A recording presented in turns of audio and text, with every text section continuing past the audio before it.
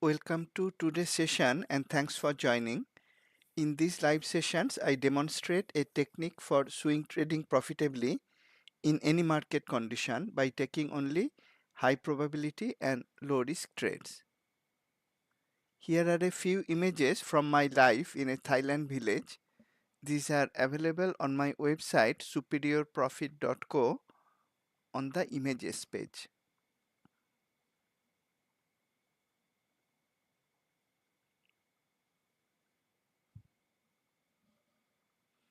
Greetings, I am Saganandi, active trader using Q systems across multiple markets. Disclaimer, this demonstration is for educational purposes only. I am not an investment advisor. It is not a trade recommendation. Trading involves risk. You and only you are solely responsible for the outcome of your trades. Options trading can be risky. You may refer to the characteristics and risks of standardized options document from OCC to decide if options trading is suitable for you. I developed Q. It runs on Metastock and TradeStation platforms. Let's start with charts of instruments that often move the market.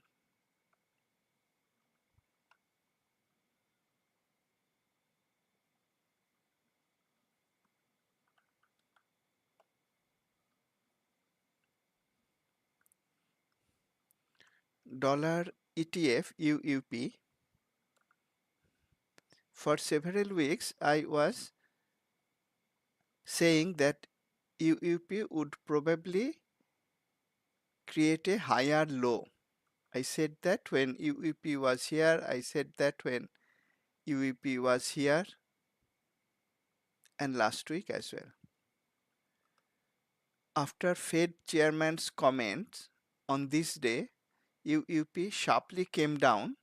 However, it did not breach the low created by the bullish indecision cluster, and so far it is maintaining the trendline support. Friday it gapped down but closed with a long lower tail, still holding the support. If it breaks the support to the downside, that will be bearish for UUP. That may help the market. On the other hand, if it goes up from this very narrow sideways range, then it will be bullish for UUP and that may put pressure on the market. Though that inverse correlation does not always work. What always works is the direct correlation between mega cap custom index and market as such, and especially QQQ and SPY, which are most influenced by this. And this week I am continuing with the comment that I made for last several weeks that will show the value of the Q memory support lines. For several weeks I mentioned that it would not be easy to short unless the trend line supports, multiple of them in several market level instruments, were broken, and they are not broken, they are still holding. On this day, it sharply gapped down at the open but recovered nicely and continued to rally for the rest of the week. It has no bullish setup and it has no bearish setup. Again, it will not be possible to short easily, not this instrument, not many market level instrument, unless the trend line supports are broken. Mega caps looking quite strong. This has changed, isn't it? 2 weeks ago in the market recap, I showed that mega caps were down, but now it is not so. It is, in fact, if you notice, I will not go back. If you noticed, it was actually outperforming the market. Those two instruments affect the market, UUP and mega cap custom index, and how the market is, that is best understood from the market internal breadth. I already uploaded the market breadth charts on my Twitter page, X handle superior profit. Let's look at them from Twitter or X.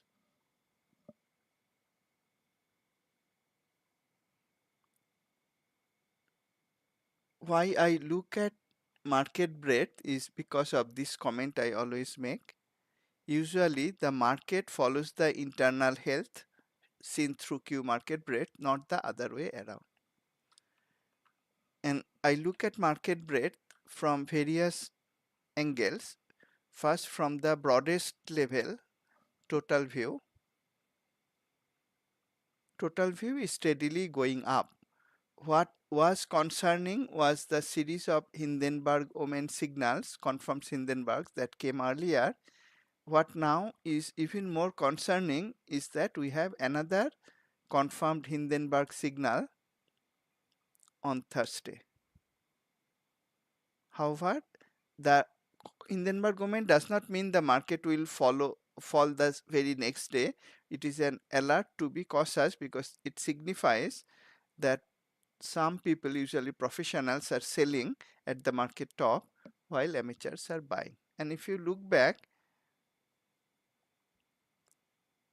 after the series of Hindenburgs, market did fall, sometimes slightly, sometimes a lot, and no major crash has happened without being preceded by this Hindenburg Omen. It has very unique calculation and I keep an eye on it.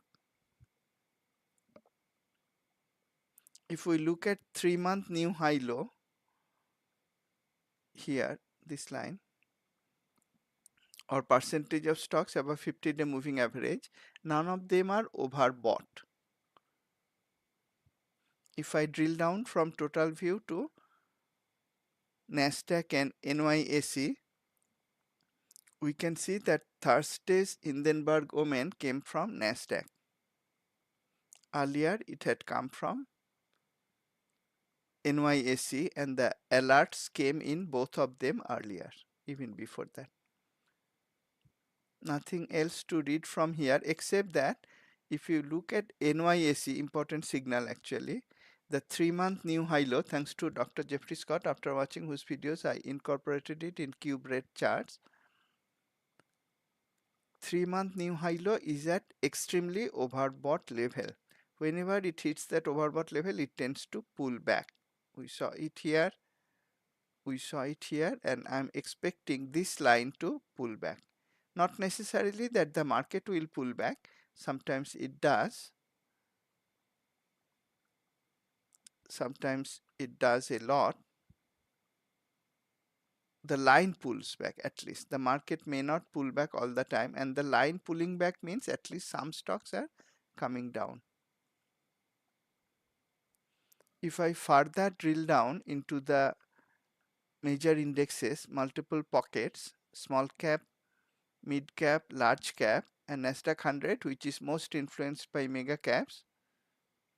Here also we see small caps are extremely overbought in terms of 3-month new high low.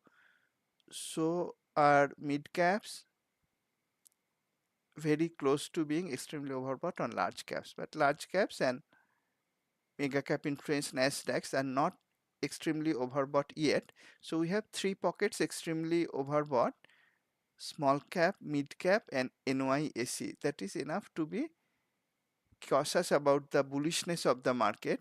And we also saw the warning from Hindenburg Omen on Thursday. If I look at the USA market total view weekly, daily, again I will make the same comment as I did for mega cap custom index.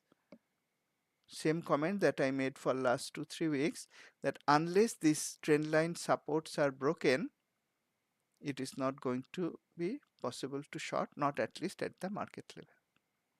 That was a look at the market breadth charts. Looking at the internals, now let us look at the market's external view. This is how most people around the globe see the market.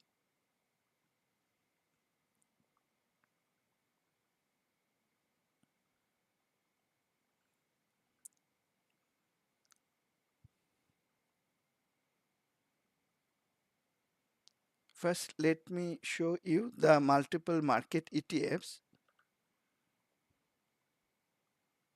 using weekly interval, and here you will notice the flip-flop that is continuing to take place. 2 weeks ago in the market recap, I showed that QQQ was the only market ETF that was down for 2 successive weeks. Now QQQ is up for 2 successive weeks. In fact, all the market ETFs are up for 2 weeks except DIA. That is showing flip-flop. Mega caps were underperforming, QQQ became down for 2 weeks. Now mega caps tilted up, QQQ is one of the best performers, so are small caps and mid caps. But Dow Jones Industrials, which was outperforming earlier, now that is underperforming. Very serious flip-flop is going on. Now those are all either market cap weighted or DIA, which is not market cap weighted, that is actually underperforming, right? SPY, QQQ, IWM, MDY, all are market cap weighted. They did relatively better. But if you look at the equal weighted QQQ and RSP, which is SPY, equal weighted, they are actually both now down for 2 weeks, and QQQE is now down for 3 weeks in a row. That is showing that the market is making new highs day after day, but internally, and 2 weeks is not 2 or 3 weeks is not only one day or 2 days. RSP is actually down for 2 weeks and QQQE is down for 3 weeks. So internally the market is not so strong as the market ETFs show. And that is why just looking at the market ETFs, the whole world looks at them, but that is not enough. If you are not trading only market ETFs, you are trading individual stocks, they are not so strong. Still, let us look at the external view, how the world looks at it. It's useful to know that. And I'll continue with the same view. SPY, we are not going to be able to short unless this trend line supports are broken in daily. Weekly is not allowing us to short, daily is not allowing us to short. It is too late to buy in my view. QQQ. Interestingly, the backdrop color is remaining bearish for last 2 weeks. This was actually underperforming for much of the week. On Friday, it gapped up very much at the open and then sharply came down, recovered near the close and closed just above the trendline resistance. Thursday's move was probably due to some news on Google, though to me that didn't make any sense. Google never fell down much because of the case that was apparently resolved. Suddenly Google went up by 8% because of the case resolution. Didn't make sense, but the market doesn't move based on whether I think it makes sense or not. It went up, so I had no business trying to short Google. That helped QQQ on Thursday. On Friday, what helped? I don't know. Maybe Tesla, maybe mega caps as such. Now, if we look at the mega caps performance here on Friday, let's divert a little bit here. AVGO, which had earnings, hugely went up. So now we know that Thursday's move here was aided by Google's outsized move. Friday's move was aided by AVGO's outsized move. Whereas several mega caps actually came down on Friday, and the worst performer was Nvidia. And I tweeted about Nvidia. Let's look at NVIDIA. If NVIDIA is the bellwether of AI industries, AI industry stocks, I commented that that may not be a positive sign. We saw the market ETFs, SPY, QQQ are making new all-time highs or very close to that. None of them are coming down, whereas NVIDIA, it is not in an uptrend anymore. Going up like a rocket in this area, bearish indecision cluster, bearish flow, and attempt to recover, but creating a lower high falling down with bearish flow again, which happened to signal the flow trend following short setup. The first possible trend following Q short setup after this long bullish run. That was the optimal place to short, and by Friday's low, at least partial profit could be booked. I am holding a short position in NVIDIA. I have a significant profit. It is using options trades.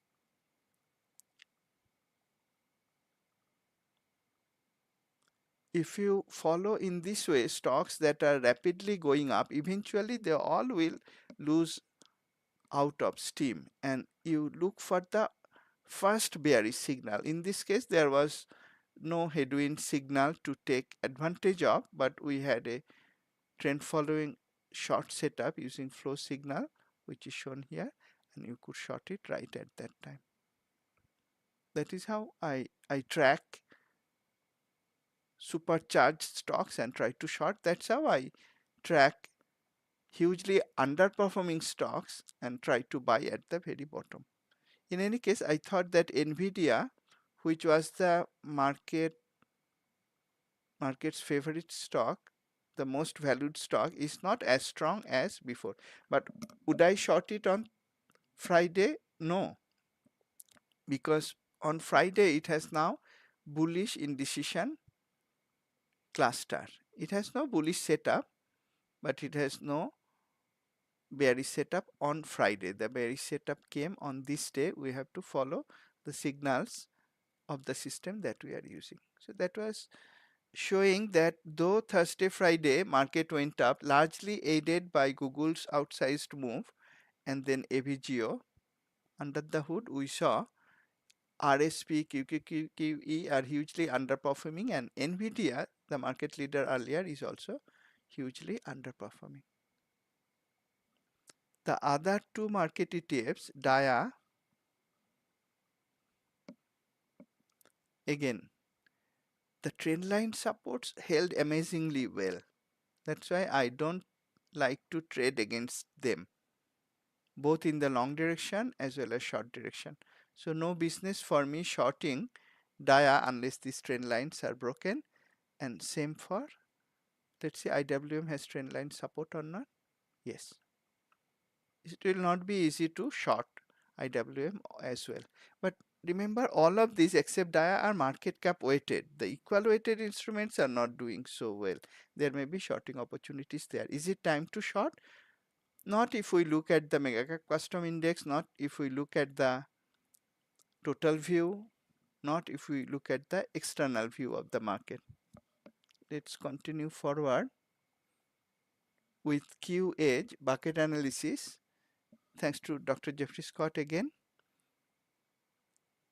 This pinpoints reversals with remarkable accuracy. Unbelievable accuracy, works all the time with very little lag, if any. And then Q Edge has sector industry stock breadth, shows where the market came from, where it is now, where it may go next. Let's find out. Bucket analysis. 69% of S&P 1500 stocks, a nice mix of large, mid, small cap stocks, are above mid Bollinger Band, that is bullish, and it is neither overbought. There is no question of being oversold in a bullish market. So no signal from bucket analysis there. Bucket analysis is an oscillator, works remarkably well, but we have to have the bucket shoot up to the upside or downside in the uppermost or lowermost bucket to get a reversal signal. We have no signal there. Sector industry stock breadth, 1 month longer term view bullish, 10-day longer term view bullish, 5-day it deteriorated but still bullish, deteriorated but bullish, and 2-day improved but 1-day reduced again. Because the market is at all-time high and internally there are some alarming signals including Hindenburg, I would not like to buy now in general, but may look to short, though as I said the trend line breaking in multiple market instruments would have made that shorting decision easier, but we are not in that easy situation yet. Lastly, technical breadth, very valuable. We only profit by buying stocks going up or shorting stocks coming down for directional trends. Technical breadth shows the overall posture. I use it every day, and today also I'll make good use of it. Technical breadth shows the overall posture, important. I'll use it today, and then allows easy drill down to find low risk trade setups.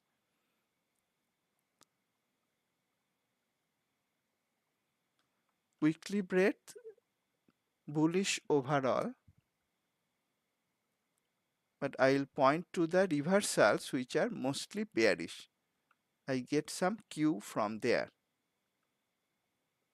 I may look for reversal trades, but I may in general look for some short candidates. It shows that we have some shorting possibility, though not much. Overall, the market is bullish. And if I look on Qfinder daily technical breadth, that is Friday's technical breadth, overall it is bullish, right? The market was bullish on Friday. But here I have more cues that I am able to find some short candidates. The reversals are here in daily also, as was in weekly, more bearish than bullish. And I have two useful alerts. One is headwind reversal alert, aggregate insight, breadth insight, and also red candle high alert. Both of these are breadth bearish alerts that come at a very high price level, and Hindenburg has come now, headwind alert has come now, RCH has come now. It is possible to look to short from that angle.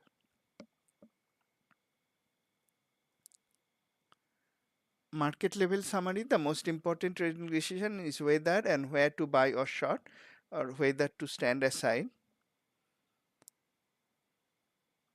To a large extent, I'll conclude that standing aside is a better choice now. Even if I trade, I may trade very few positions and smaller sizes, and my preference is to avoid buying because of Hindenburg, because of extreme overbought condition, because of the flip-flop that is very visible. If you look at the market every day, it changes from one day to the next day again. That flip-flop is not giving me confidence to buy a lot. Shorting difficult because of the trend line supports in all market level instruments, but the RCH alert, headwind alert, is allowing me to look for some shorts, not much. Review of last week's trade ideas. Again, we'll see the value of the trend lines.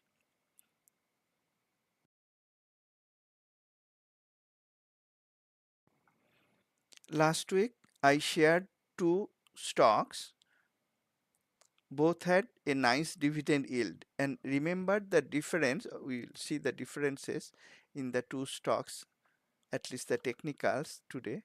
One was KHC, and KHC had a series of trendline resistances, and I mentioned it would be possible to possible to buy if these trendline resistances, at least the initial ones, were broken. We didn't have to wait for the last one to be broken. We could start to buy if the initial ones were broken, but they did not break. There was a news about Kraft Heinz, this is KHC, Kraft Heinz breaking up into Kraft and Heinz again, and probably more than that, I don't know. Mr. Warren Buffett commented that he was not happy about the breakup and the stock fell down. We would not know about that on Friday when I looked at the stock, but we would know about the trendline resistances that were immediately above previous Friday's closing price. So we would not buy the stock using stocks at least. It had a high dividend yield. It could be traded using short put vertical. If you did that, you may continue to hold, but there was no stock long swing trade setup because of the trendline resistances. As I mentioned, supports as well as resistances, if they are nearby, I don't trade against it. On the other hand, the other stock 2 that I shared, and I showed it in the last market recap, it did not have any trendline resistance. And that stock went up very nicely. We can see that in both daily, weekly, covered more than the risk distance, and the trade could be closed on Friday. At the high of the Friday, much more than risk distance was covered. So the valid trade that we could take using stock was only 1, 2 that hit the profit target. For short put vertical or naked short put for dividend play, both could be possible. Those are not short-term strategies, of course. Q worked once again. Let's look at some stocks this week, this week's trade ideas. I am not going to look for buying candidates. I am not very keen to short, but let me show you the value of the 360 degrees analysis. When we have nothing much to do and standing aside maybe a better choice, wiser choice, then we may spend time practicing the system. And I have a few stocks here. I'm going to just look at their technicals first, show you the technicals, and you try to think which one you would like to short. And afterwards, I will show their fundamentals and industry, and you think for yourself whether that helps you shorten the choices, fine tune the choices. First one to see is Chevron, CVX. Though Friday's market was bullish overall, Chevron fell down sharply, opened with a gap down, continued to move down throughout the week, hugely underperforming the market, broke below trendline support. The supports are very important, and therefore when they are broken, they can give rise to a breakout short setup, as it did in this case, and it actually broke with big move, bearish pressure also. One thing is, for my own trading, I don't like when the recent swing high is so far away. I don't like means what? I don't like to trade that with stocks, because my preferred stop loss would be above recent swing high, that is too far away. I could use the high of the gap down move, but that's not so reliable as the high of the recent swing high for trading with stocks. But if you think you are bearish on CVX based on these charts, weekly, daily, then you could trade with short call vertical. So even if it tries to go up a little bit, or even more than little bit, but eventually comes down within the expiry period, maybe 45 days to 60 days to expiry, not more than that because of other reasons.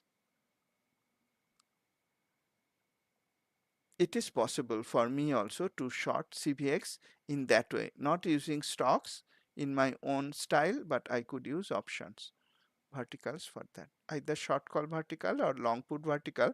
I would prefer short call vertical probably in this case if I traded it. By the way, none of these stocks I am describing, I don't have any position in any of these stocks.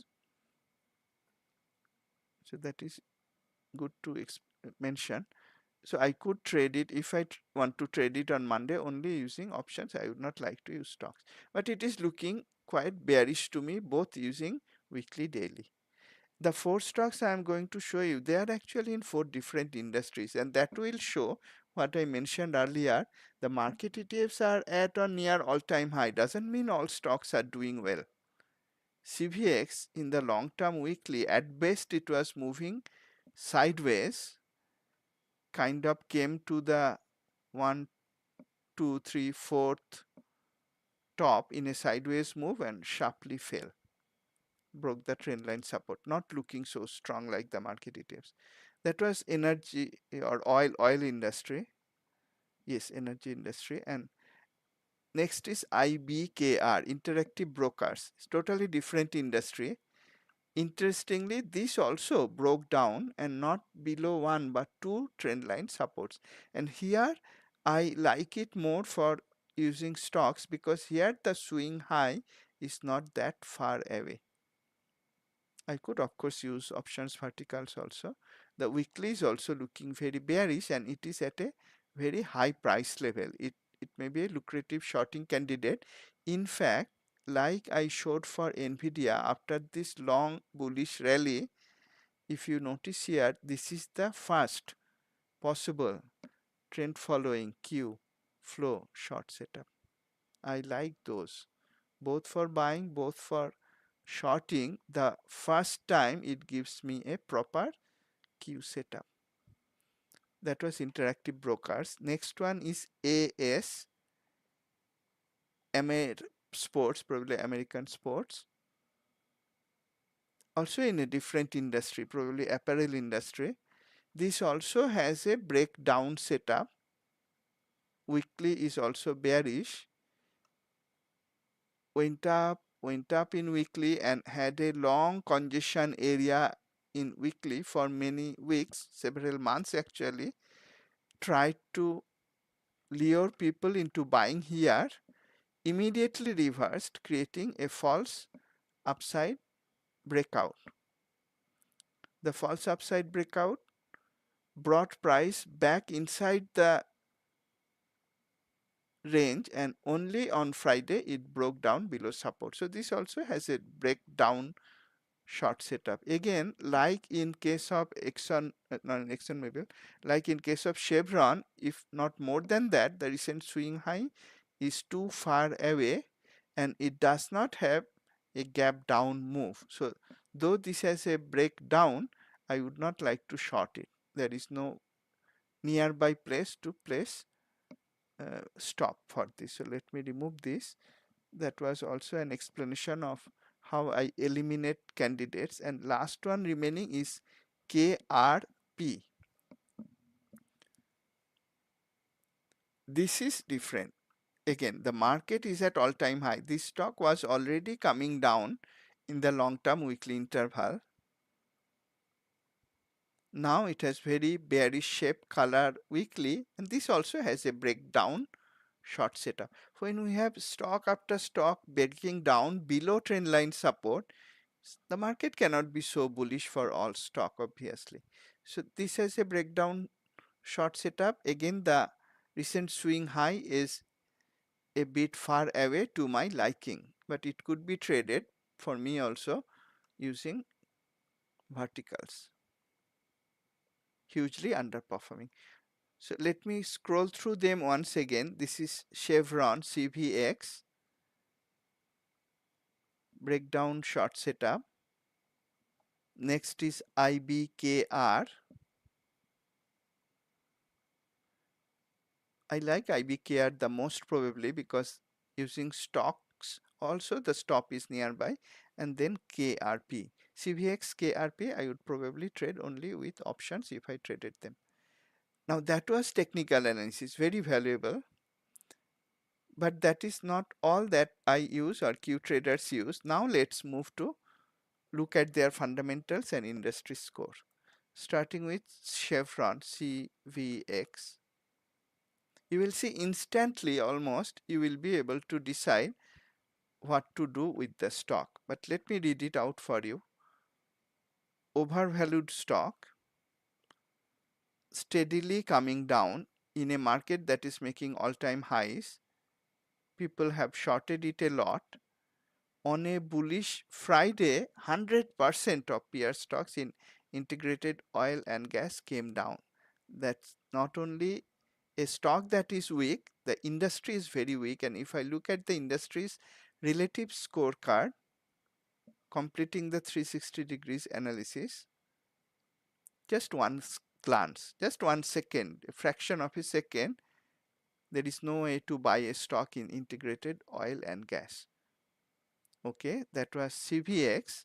Next one was IBKR, Interactive Broker, different industry, totally different, investment banking and brokerage.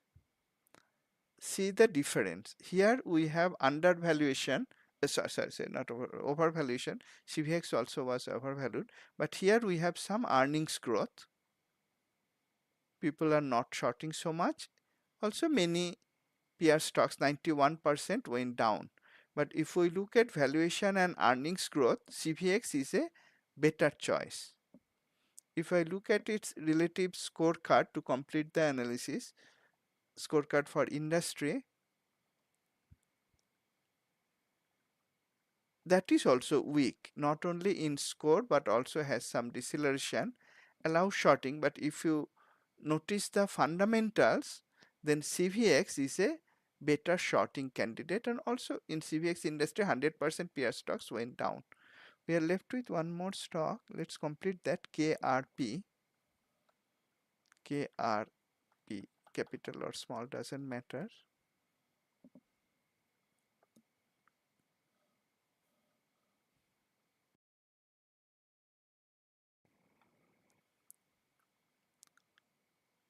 Medium valuation but negative earnings growth and hugely decelerating earnings growth. I like that. Massive 94% peer stocks were down. You notice that industry after industry has majority of peer stocks down, but market ETFs are at or near all-time high. There is a disconnect. So if you are not holding the few stocks that are going up without rhyme or reason, you may not be doing well in your portfolio, and that is a concern. And this stock even has a very high dividend. KRP, again related to energy sector, oil and gas exploration and production. Let's look at this industry score.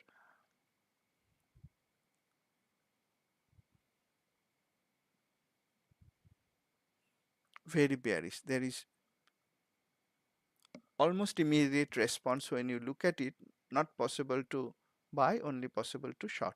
So that is how we carry out, I carry out, all Q traders carry out, hopefully, the 360 degrees analysis. And looking at that, the better shorting candidates, in my view at least, would be in the energy sector stocks. That would be CVX or KRP. So CVX here, KRP.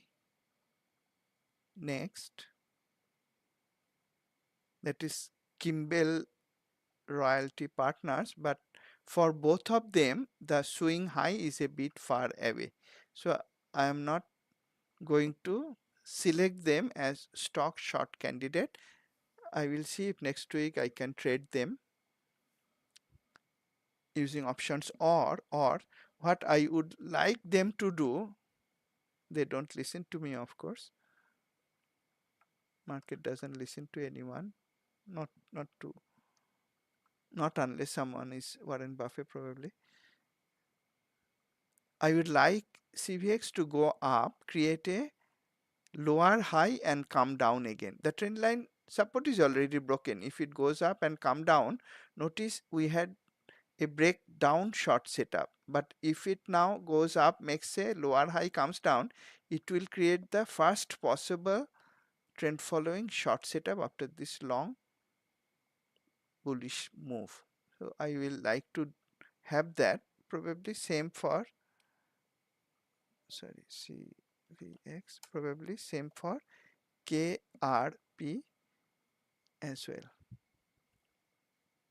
Yes, I would like, it is already having lower high. So here I am more comfortable shorting probably now itself. It already has a lower high. It is in a very clear downtrend, unlike Chevron, which is just breaking down from uptrend. So that is my analysis. I have no position. I will look at them next week. Now I wanted to show these two stocks. If Metastock can retrieve the data, I don't know why Zenith was not retrieving data earlier for Chevron. Let me try again. Okay, it has done. I am going to show the stock with a new layout.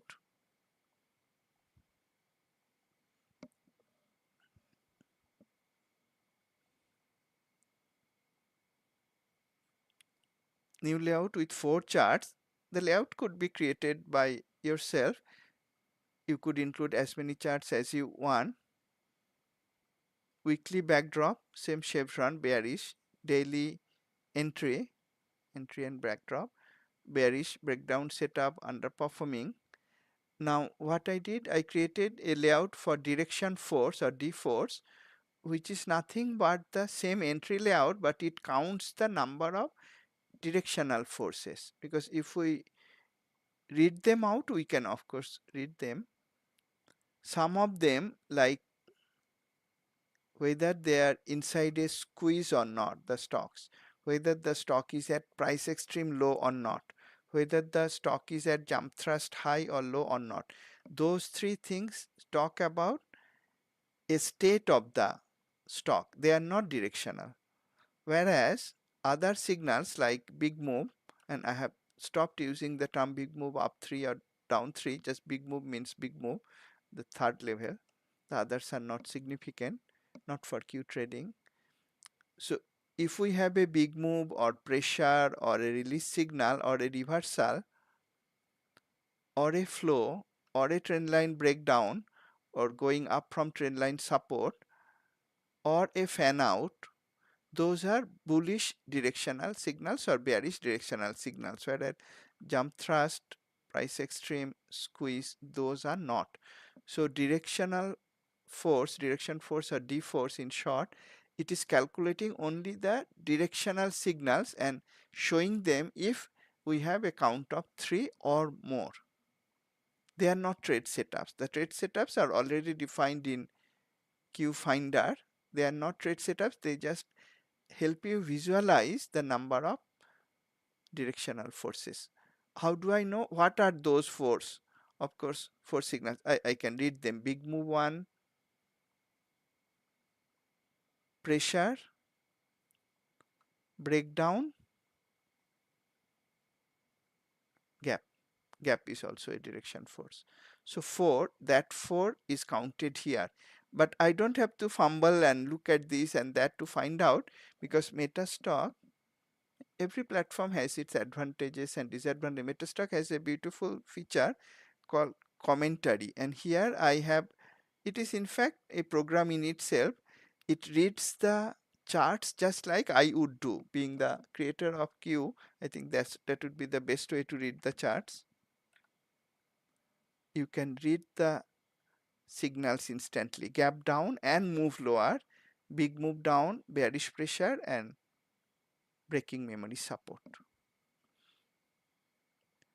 And when I created the D force, I thought, why not count the number of HSA like momentum signals also, again only if the count is 3 or more.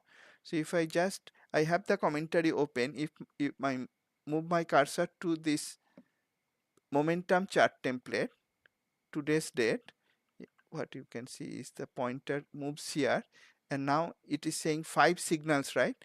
I could read them from the chart. I know the charts quite well. Bongo red, PSAR reversal, pocket pivot, Mobo breakout, Kahuna, 1, 2, 3, 4, 5. Same thing here. I can read it or I can simply open the commentary, Bongo, Kahuna, Mobo, pocket pivot, PSAR reversal. And of course, if I go to the entry chart, I think you already knew that it would read the entry chart and show me the trade setups, different patterns, and then further down trend analysis and signal analysis. So direction force is a template. In this layout, I have removed the band indicators because the band indicators are already here in the entry chart in the same layout, but the release includes a direction force template, and that one has the band indicators also. So you can count, you can use the commentary or you can count from here. what are the signals? Direction force. So these two changes are there in Q global and Q global plus, and I already showed you the market breadth charts.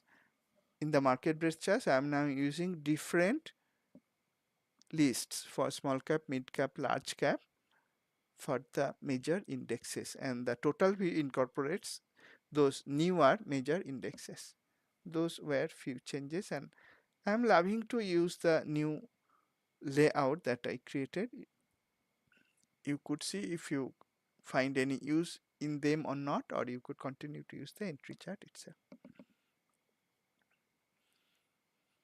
If you carry out the 360 degrees analysis using Q like that, you will most likely find other trading candidates today, just as you would almost every other day. Thanks a lot for attending. I look forward to seeing you in my next session. Have a great weekend, and as I always say, as I am quite confident these live examples show, there is no reason not to do that. Trade profitably. Thank you.